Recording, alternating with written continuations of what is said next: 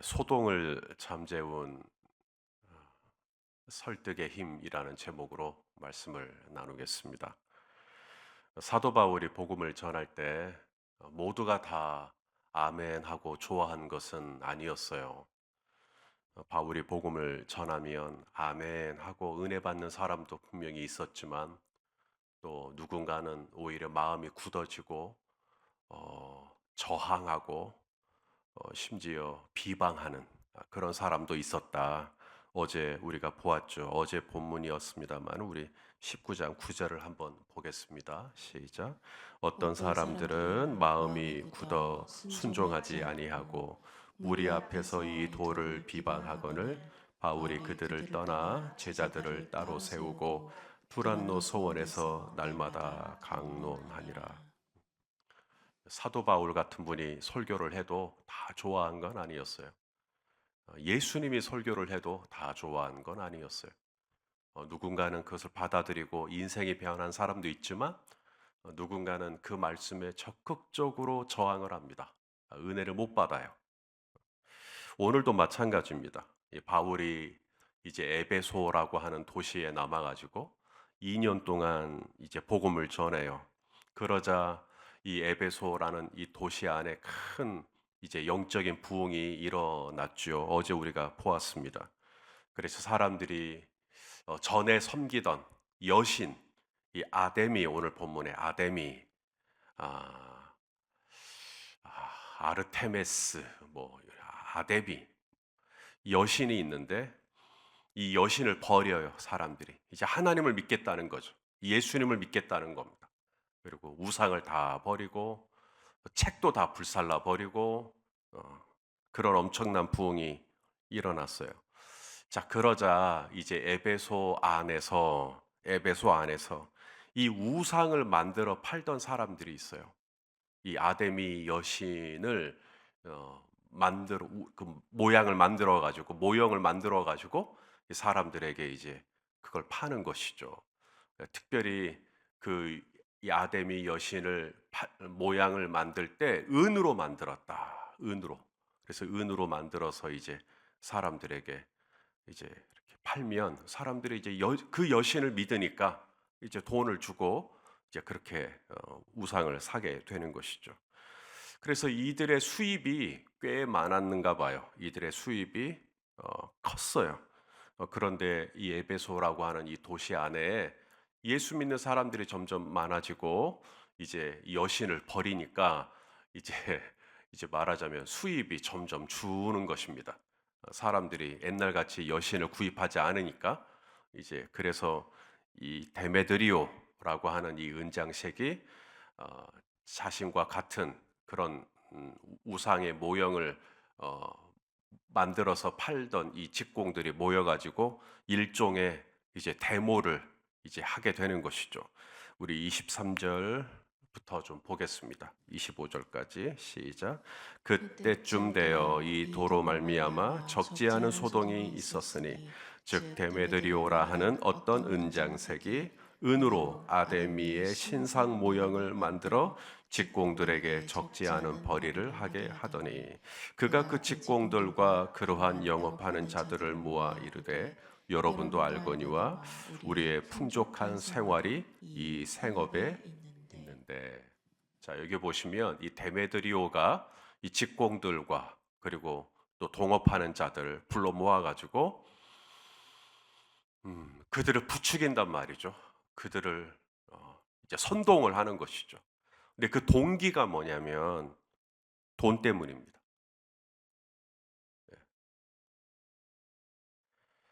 매달 뭐 1,000만 원 이상 벌다가 갑자기 수입이 한 2, 300만 원으로 떨어지게 되는 것이죠. 그러자 이제 부추기는 겁니다. 부추기. 우리 이대로 못 살겠다. 아, 우리 저들을 가만두면 안 되겠다.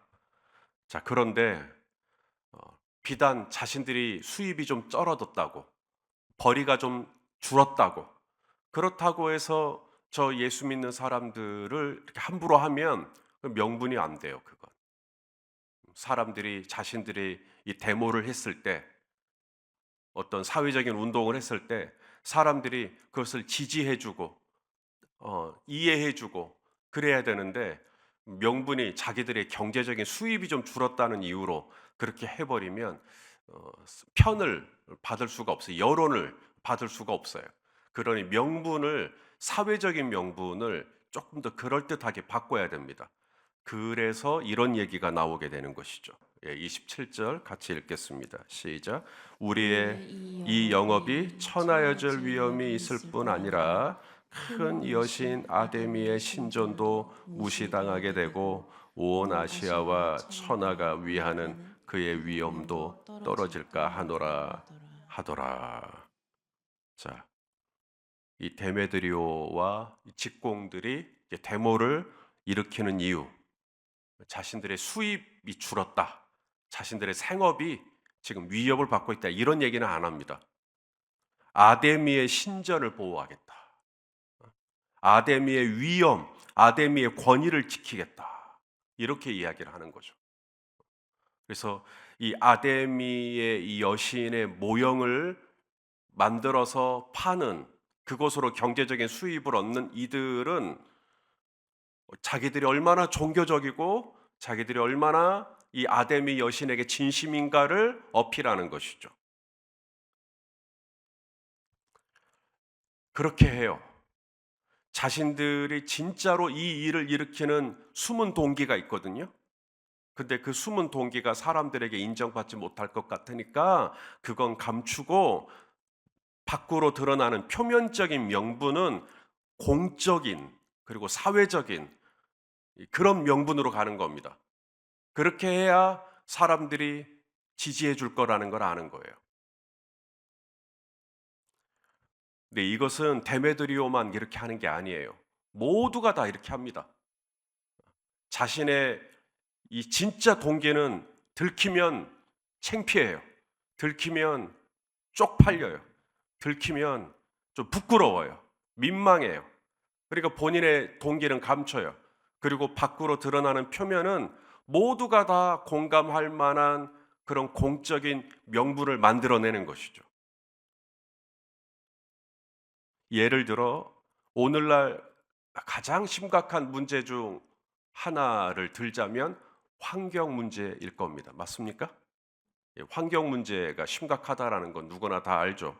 그러면 이 지구의 이 환경 문제를 일으키는 가장 주된 요인 중에 하나가 바로 석유와 가스입니다. 그러면 이제 많은 나라에서 또 많은 환경 단체에서 석유를 좀 규제하자, 석유 개발을 조금만 하자, 또 가스를 좀 규제하자. 그런데 오늘날 석유 회사나 가스 회사가 눈도 깜짝 안 합니다.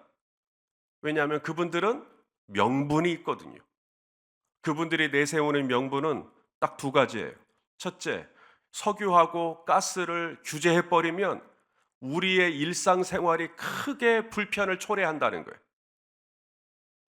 우리가 일상에서 쓰는 주된 원료가 바로 석유와 가스예요.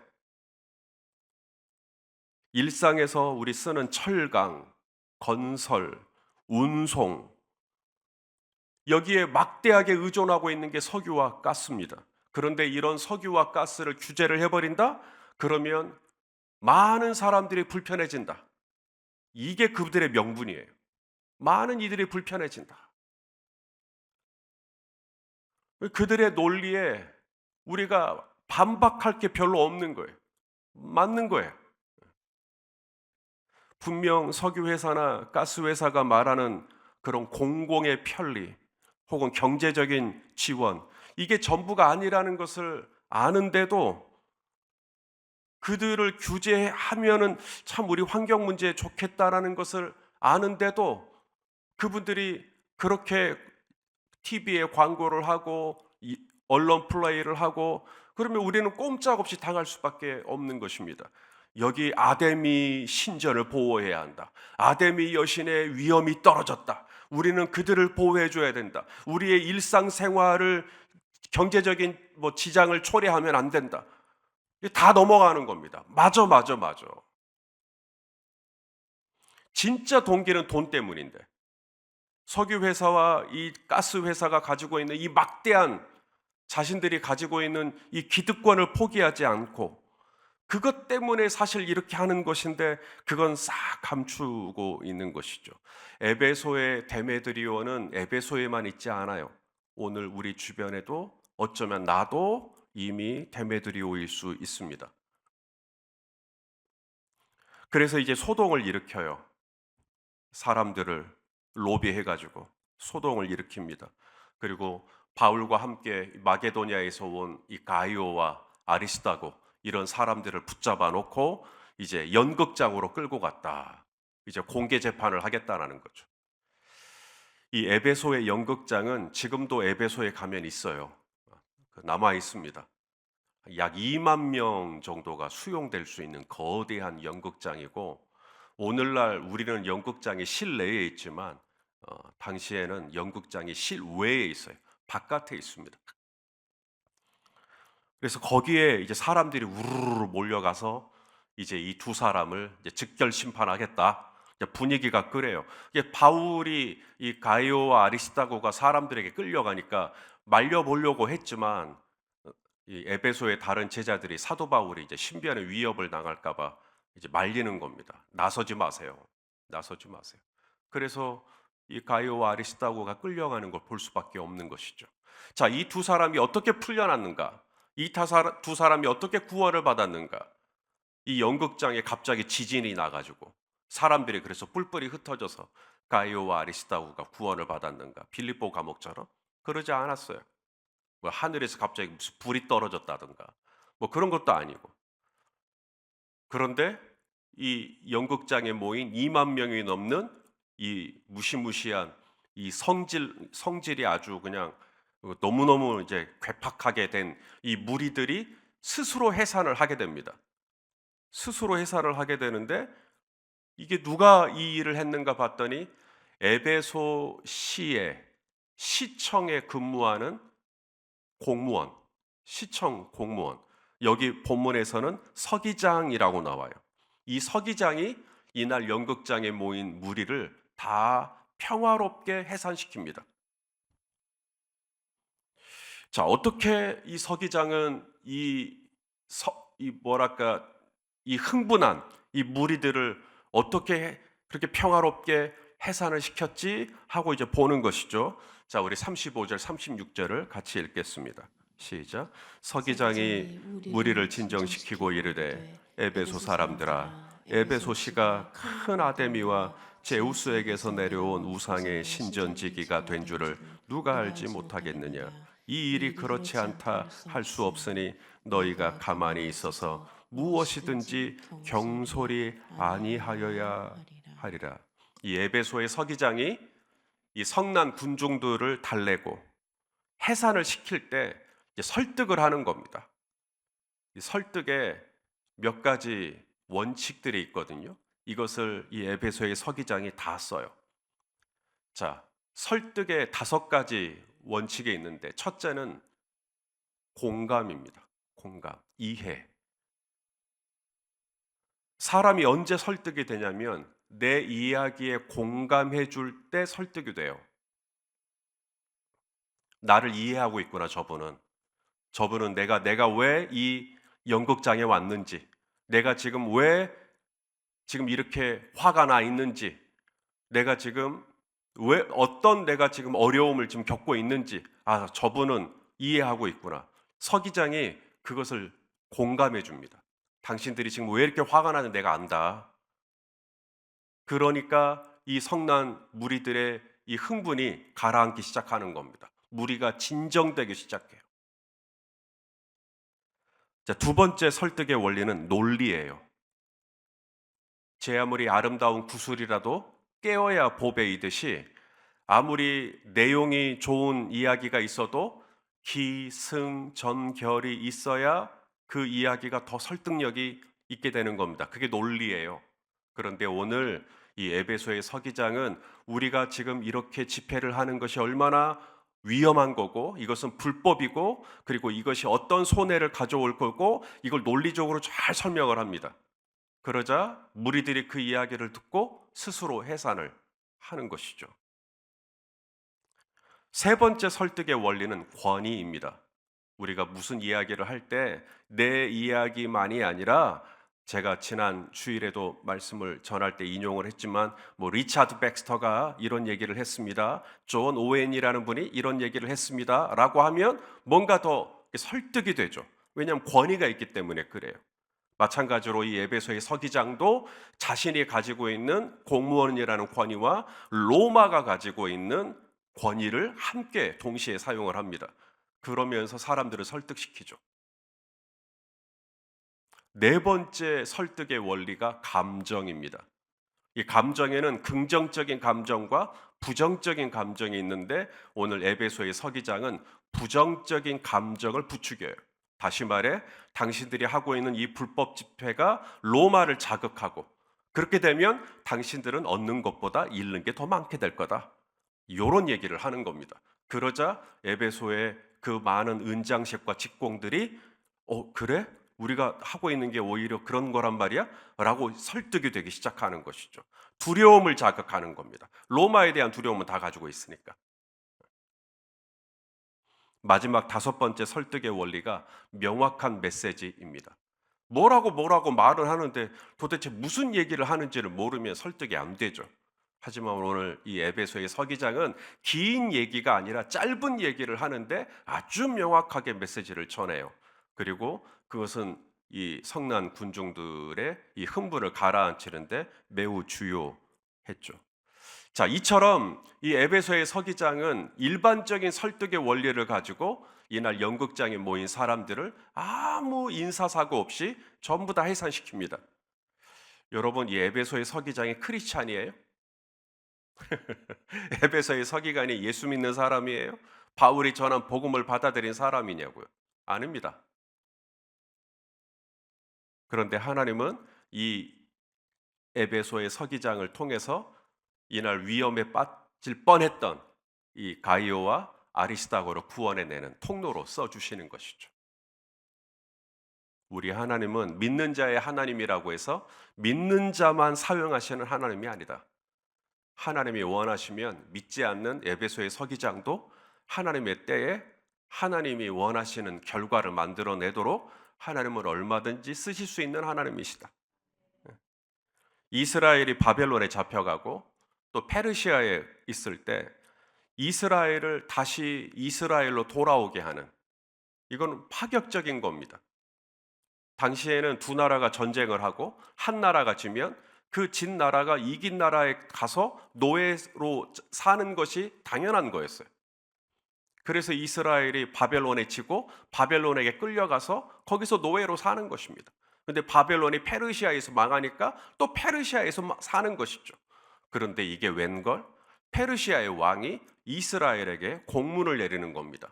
무슨 공문이냐면 너희는 본국으로 돌아가라는 거예요.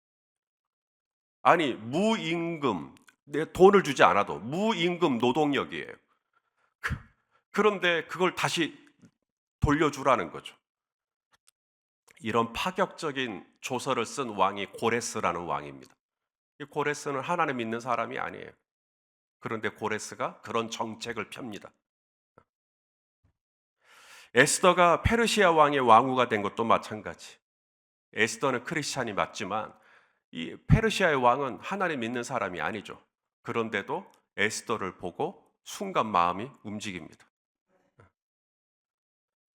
그리고 위험에 처해 있던 모든 유대인들, 불임절을 맞아 다 죽이기로 했는데 유대인들을 한꺼번에 다 살려주는 엄청난 일을 하죠. 이것도 다 하나님이 믿지 않는 자의 마음을 하나님이 사로잡고 하나님의 뜻과 하나님의 역사를 위해서 얼마든지 사용하시는 이해라고 할 수가 있습니다. 우리 하나님은 열면 닫을 자가 없고 닫으면 열 자가 없는 하나님이십니다. 하나님이 쓰시고자 하면 마른 막대기도 쓰십니다. 하나님이 쓰시려고 하면 길가의 돌멩이들도 소리 지른다 그랬어요. 에베소의 서기장은 하나님 믿는 사람은 아니지만 하나님은 그 공무원을 통해서, 그분이 하고 있는 일을 통해서 하나님은 그 바울의 동역자였던 이 가이오와 아리스다고를 구원하는 놀라운 통로로 하나님이 써주시는 것이죠. 사랑하시는 성도 여러분, 우리가 무슨 일을 하려고 할 때 모두가 다 나를 좋아해주고 모두가 나를 찬송해주고 모두가 나를 지지해주는 건 아니에요. 마음이 굳어있는 사람이 있을 수 있어요. 나를 거스르고 나를 저항하고 나에 대해서 비방하고, 때로는 이 데메드리오와 같은 적대자를 만날 수 있다. 그러나 우리가 두려워하지 않을 것은, 하나님은 데메드리오 위에서, 이 은장색과 직공들 위에서 하나님은 모든 역사를 주관하고 다스리시는 하나님이신 줄로 믿습니다.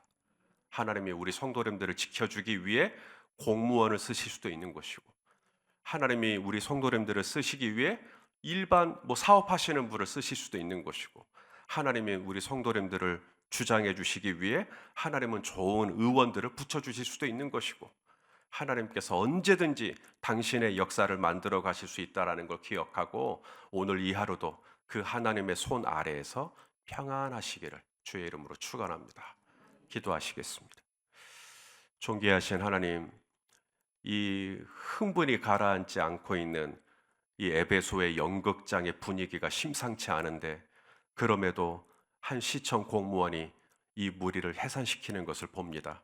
오 아버지, 우리가 아무리 두렵고 떨리는 상황이 온다 할지라도 이 모든 것을 주장하시고 다스리시는 분은 하나님인 것을 잊지 않게 하여 주시옵시고, 오늘도 그 하나님께 집중하고 그 하나님께 기도하고 그 하나님께 모든 것을 맡기는 이 하루가 되게 하여 주옵소서. 예수님의 이름으로 기도하옵나이다. 아멘.